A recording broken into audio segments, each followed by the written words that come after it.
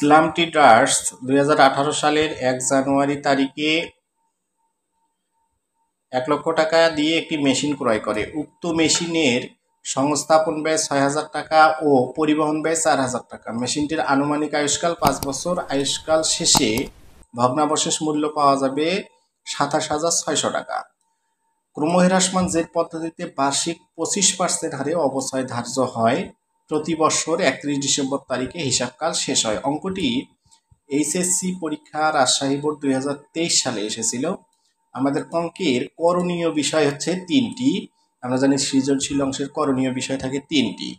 এর মধ্যে প্রথম করণীয় নিয়ে আমরা এখন আলোচনা করতেছি। পর্যায়ক্রমে আমরা একই সাথে খ এবং গ নং অংশেরও সমাধান করব। আমাদের ক নং অংশে বলা হয়েছে, দেখো, যে প্রারম্ভিক মেশিনের প্রারম্ভিক মূল্য নির্ণয় করো।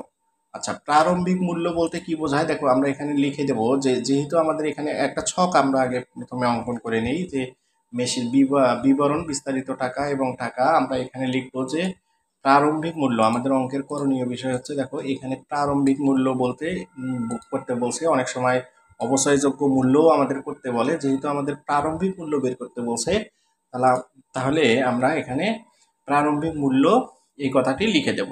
আমাদের টাকার কলাম হচ্ছে এখানে 3টি: বিবরণ, বিস্তারিত টাকা এবং পরিমাণ টাকা বা টাকার পরিমাণ।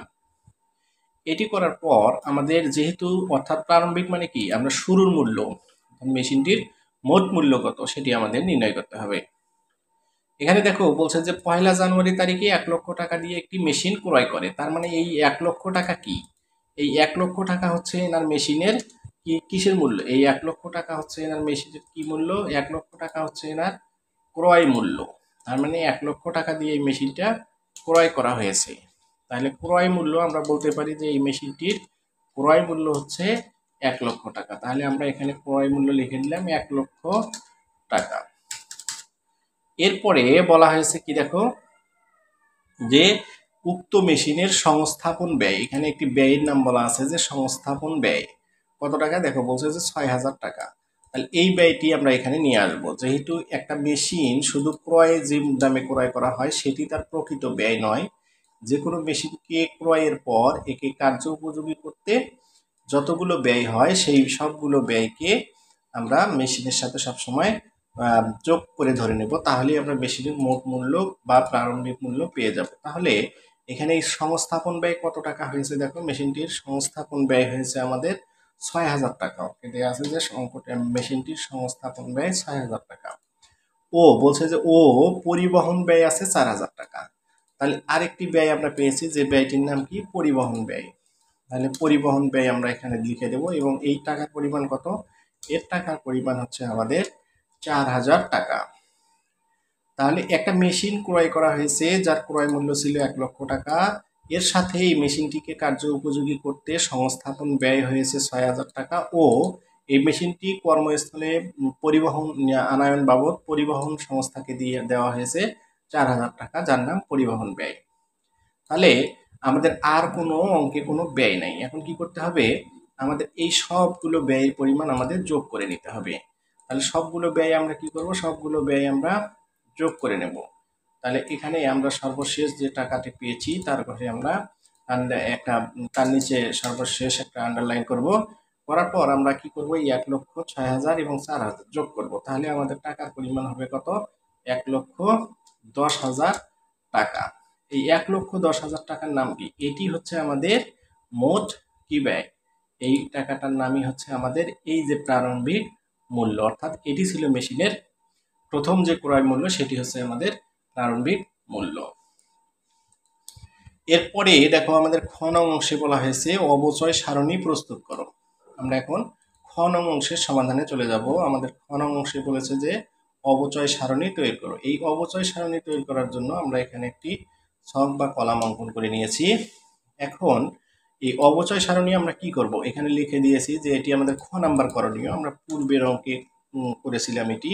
এখন অবচয় সারণী করব। অবচয় সারণী করা কিন্তু, যেহেতু আমাদের পদ্ধতির নাম, কিন্তু পদ্ধতির নামের উপর অবচয় সারণীর অনেকটা পরিবর্তন হয়। আমাদের আজকের অঙ্কের পদ্ধতির নাম বলা হয়েছে ক্রমহ্রাসমান জের পদ্ধতি। এবং আমার পূর্বে যে দিনাজপুর বোর্ডের আমি অঙ্কটির সমাধান দিয়েছি সেখানে অবচয়ের নাম ছিল আমাদের সরলরৈখিক পদ্ধতি। এখানে দেখো অঙ্কটির হিসাবকালের একটি ব্যাপার আছে। এখানে 2018 সালে মেশিনটি ক্রয় করা হয় এবং 1 জানুয়ারি তারিখে ক্রয় করা হয় এবং এই মেশিনটির অর্থাৎ আমরা কয় বছরের করব সেটি কিন্তু আমাদের অঙ্কে স্পষ্ট করে বলা নেই। তাহলে আমরা অবচয় সারণী মোট কয় বছরের করব। এখানে দেখো যেহেতু 2018 শুরুর সালটা তো দেয়া আছে, তাহলে এখানে প্রতি বছর 31 ডিসেম্বর তারিখে হিসাবকাল শেষ হয়, কিন্তু কত সালে শেষ হয় সেটি কিন্তু বলা নেই। তাহলে এখানে দেখো একটি বিষয় বলা আছে যে মেশিনটির আনুমানিক আয়ুষ্কাল 5 বছর। তার মানে আমাদের 5 বছরের অবচয় সারণী করতে হবে। তাহলে আমরা প্রথম সালটি কত হবে 2018, তারপরে দিয়ে নিব আমরা 2000 কত 19, তারপরে দেব 2020, এভাবে আমরা তারপরে দেব 2000 কত 21, যেহেতু আমাদের 5 বছর করতে হবে, আর তারপরের সাল দেব হচ্ছে 2022। এই 5 বছরের আমাদের কি করতে হবে অবচয় সারণী নির্ণয় করতে হবে। এখন প্রথম কলামে আসি। প্রথমটি হচ্ছে আমাদের কি অবচয়যোগ্য প্রারম্ভিক মূল্য বা অবচয়যোগ্য মূল্য। তাহলে প্রারম্ভিক মূল্য আমরা কত বের করেছি দেখো, প্রথম 2018 সালে এই মেশিনটি কত টাকা দিয়ে ক্রয় করা হয়েছিল, আমরা যেটা কোন অংশের সমাধান করেছি সেটি হচ্ছে আমাদের এক অঙ্কের 1 লক্ষ কত টাকা 1,10,000 টাকা। এটি আমাদের ছিল অবচয়যোগ্য মূল্য, অথবা আমাদের অঙ্কে যেহেতু প্রারম্ভিক মূল্য বলা আছে তাহলে আমরা এখানে প্রারম্ভিক মূল্যই লিখে দিলাম যে অঙ্কের আমাদের এটা হচ্ছে প্রারম্ভিক মূল্য। এরপরে আমাদের এই কলামে আসতে হবে। এই কলামে আসার পর কি করতে হবে দেখো, আমরা যদি এটি আসছে আমাদের অঙ্কের প্রারম্ভিক মূল্য, এখন তাহলে এখানে অবচয় কত হবে, আমাদের অঙ্কে বলছে যে 25% হারে অবচয় ধার্য করতে হবে। যদি আমরা এখানে দেখো আমরা একটু নোট আকারে দেখাই, যে নোট আমরা লিখে দিলাম নোট 1,10,000 টাকা আমাদের হচ্ছে মেশিনের প্রারম্ভিক মূল্য বা অবচয়যোগ্য মূল্য। এটাকে কি করতে হবে গুণ দিতে হবে, কয় পার্সেন্ট গুণ হবে আমাদের 25%। তাহলে টাকার পরিমাণ হবে আমাদের কত টাকা, যদি আমরা এটা ক্যালকুলেশন করি তাহলে টাকার পরিমাণ হবে আমাদের 27,500 টাকা। এটি কত সাল, এটি এই অবচয়টা আমরা নির্ণয় করলাম কোন সালের অবচয়, এটি অবশ্যই আমাদের 2018 সালের অবচয়। এটি হচ্ছে আমাদের 2018 সালের অবচয় বের করলাম আমরা কত 27,500 টাকা। তাহলে আমরা দিয়ে দিলাম যে 27,500 টাকা হচ্ছে অবচয় 2018 সালের। এরপরে এর ঘরটা বলা আছে যে পুঞ্জীভূত অবচয়। পুঞ্জীভূত অবচয় যেহেতু প্রথম বছরে কোনো পুঞ্জীভূত অবচয় নাই, অর্থাৎ প্রথম বছরে কোনো পুঞ্জীভূত অবচয় হয় না, যা যেটা বের হয় সেটাই হচ্ছে আমাদের পুঞ্জীভূত অবচয়। এরপরের কলামটি বলছে যে পুস্তক মূল্য। তাহলে পুস্তক মূল্য আমরা কিভাবে বের করব, এই পুস্তক মূল্য বের করার নিয়ম হচ্ছে এখানে দেখো ক্রমপুঞ্জীভূত ঘর থেকে এখানে প্রারম্ভিক মূল্য কত ছিল, প্রারম্ভিক মূল্য ছিল আমাদের 1 লক্ষ টাকা। এই 1,10,000 টাকা, এই 1,10,000 টাকা থেকে আমাদের কি করতে হবে এই 27,500 টাকা বাদ দিতে হবে, তাহলে আমাদের এখানে পুস্তক মূল্য বের হয়ে আসবে। পুস্তক মূল্য হচ্ছে আমাদের 82,000 টাকা। এখন কি করব, এই যে আমাদের সবার শেষে পুস্তক মূল্য আছে এটাই হবে আমাদের 2019 সালের প্রারম্ভিক মূল্য, অর্থাৎ 2019 সালে আমাদের পুস্তক মূল্য হবে। এখানে যেটা প্রারম্ভিক হবে, এখানে যেটা আমাদের পুস্তক মূল্য হবে পরের সালে, সেটাই গিয়ে আমাদের প্রারম্ভিক মূল্য হবে, অর্থাৎ বছরের সমাপনী যেটা হবে সেটা পরের বছরের প্রারম্ভিক মূল্য হিসেবে বিবেচনা করতে হয়। তাহলে এটি হচ্ছে আমাদের প্রারম্ভিক মূল্য। এরপরে কি করব আমরা এখন এই টাকাটার উপর, এখন কত সালের এইটা আমরা 2000 কত সালের অবস্থায় বের করছি 2018, এরপর বের করব আমরা 2019 সালের অবস্থায়। সেম ভাবে কি করব আমরা দেখো, এখানে এই 2000 প্রারম্ভিক মূল্যের উপর আমাদের অবশ্যই কাটতে হবে। তাহলে আমাদের 82,000 এই 500 টাকাকে কি করব গুণ দেব কয় পার্সেন্ট, আমাদের অঙ্কে বলছে 25%। তাহলে যদি আমরা এটাকে দেই তাহলে আমাদের অবচয়ের পরিমাণ হবে 20,625 টাকা, 20,625 টাকা। তাহলে আমরা এখানে দেব অবচয় হচ্ছে আমাদের 20,625 টাকা। এই 20,625 টাকা তাহলে পুঞ্জীভূতর ঘরে কি হবে, পুঞ্জীভূতর ঘরে হবে এই 27,500 যোগ হবে কি এই যে পরের সালের যে অবচয়টা বের হয়েছে, অর্থাৎ পরের সালের অবচয় যোগ হলো পুঞ্জীভূত অবচয় হলে হবে এই সালের পুঞ্জীভূত অবচয়। এই সালে পুঞ্জীভূত অবচয় যদি হয় তাহলে 48,125 টাকা। এখন আসলে এইখানে পুস্তক মূল্য, পুস্তক মূল্য কি হবে পুস্তক মূল্য হবে আমাদের কি, এইখানে দেখো যেটা বলা আছে যে ৮২,৫০০ টাকা হচ্ছে আমাদের কি প্রারম্ভিক মূল্য। এখান থেকে যদি আমরা এটাকে বাদ দেই তাহলে আমাদের এখানে সমাপনী মূল্য হবে ৬১,০০০, অর্থাৎ অবচয়ের পরিমাণ, এখানে অবচয়ের পরিমাণটাকে যদি আমরা বাদ দেই তাহলে আমাদের টাকার পরিমাণ হবে কত, ৬১,৮৭৫ টাকা। এই যে পুস্তক মূল্য আমাদের ৬১,৮৭৫ টাকা, এটি হচ্ছে ২০১৯ সালের পুস্তক মূল্য। এটা কি হবে, এটা হবে ২০২০ সালের প্রারম্ভিক মূল্য। এখন আবার আমরা এখানে ২০২০ সালের অবচয় বের করব। ২০২০ সালের অবচয় কত হবে, এখানে যে পুস্তক মূল্য কত বের করেছি আমরা ৬১,৮৭৫, একে গুণ দেব কত পার্সেন্ট, বলছে যে অঙ্কে আমাদের 25%। তাহলে আমাদের ক্যালকুলেশন করলে বের হবে ১৫,৪৬৯ টাকা। তাহলে এই যে ১৫,৪৬৯ টাকা, এটি হচ্ছে আমাদের এই সালের পরের সালের, অর্থাৎ ২০০০ কত সালে ১৫,৪৬৯ টাকা। এখন তাহলে ক্রমপুঞ্জীভূত এখানে কি হবে, ক্রমপুঞ্জীভূত হবে কি, এই যে আমাদের আগের সালের ৪৮,১২৫ টাকা আছে, এর সাথে কি হবে, এর সাথে এই যে ১৫,৪৬৯ টাকা যোগ হবে, অর্থাৎ ৪৬৯ টাকার সাথে পূর্বের সালের পুঞ্জীভূত যোগ হলে হবে চলতি সালের পুঞ্জীভূত অবচয়। তাহলে এটা যোগ করলে আমরা পাবো ৬৩,৫৯৪ টাকা। এখন কি করব, এখন আমাদের কি করতে হবে, এই পুস্তক মূল্য বের করব। পুস্তক মূল্য বের করব, এখান থেকে আমাদের প্রারম্ভিক মূল্য, তার সাথে কি করব, তার সাথে আমরা এই সালের অবচয়টা বাদ দিয়ে দেব। তাহলে আমাদের এখানে পুস্তক মূল্যটা বের হয়ে আসবে। পুস্তক মূল্য হলো ৪৬,৪০৬ টাকা। এটি হবে আমাদের পরের সালের প্রারম্ভিক মূল্য। এখন কি করব, আমরা এখানে আবার সেম ভাবে ২০২১ সাল লিখে দিলাম।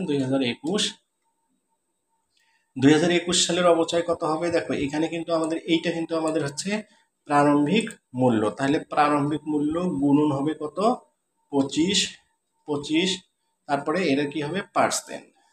তাহলে সমান সমান দিলে, সমান করলে আমাদের টাকার পরিমাণ হবে ১১,৬০১ টাকা। তাহলে ১১,৬০১ টাকা হবে আমাদের কি এই সালের অবচয়। তাহলে অবচয় আমরা দিয়ে দিলাম।